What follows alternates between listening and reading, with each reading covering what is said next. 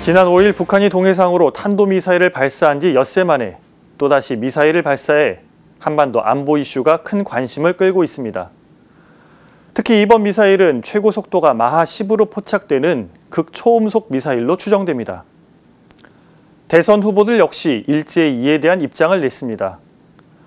이 과정에서 국민의힘 윤석열 후보는 글로벌 외교로 대북 압박을 하고 북한의 핵 고도화를 중단시켜야 한다면서 극초음속 미사일의 경우 요격이 불가능하기에 조짐이 보일 때 킬체인이라는 선제 타격으로밖에 막을 수 있는 방법이 없다고 밝혔습니다.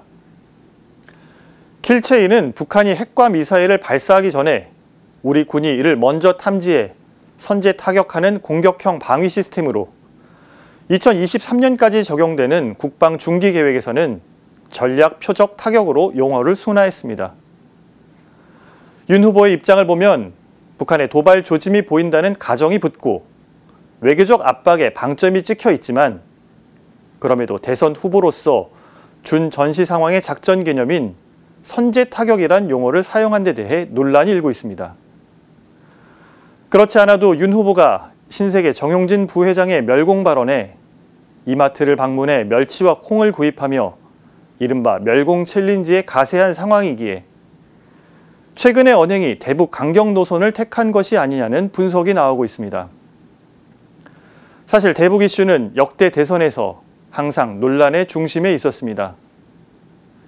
강력한 경제 제재를 통해 북의 변화를 이끌어야 한다는 입장에서부터 인내와 대화로 문제를 해결해야 한다는 입장까지 각양각색의 해법이 제시됐습니다.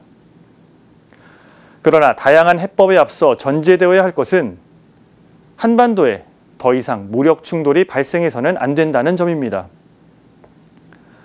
역사상 대부분의 전쟁은 중년 남성의 결정으로 시작되지만 가장 큰 피해는 여성, 노인, 그리고 어린이 등 가장 약한 사람이 당했습니다. 현대전은 상상할 수 없는 파기력을 가진 무기체제로 승자도 의미가 없는 공멸의 가능성이 농후합니다. 선제 타격 발언으로 한반도 안보 위기를 낮출 수 있다면야 대선 후보로서 어떤 발언을 한들 문제될 것이 있겠습니까?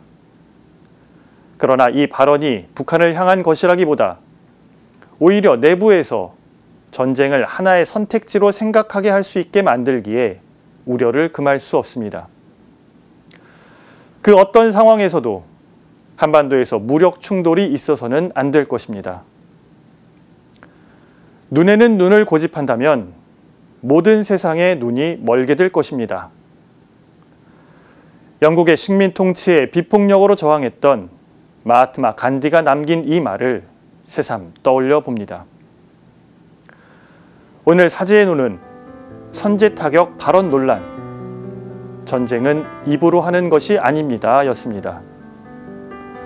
힘으로 문제를 해결하고 싶은 유혹을 이겨내며 평화로운 방법으로 평화를 만들 수 있음을 믿는 모든 이들과 함께 오늘도 평화를 빕니다.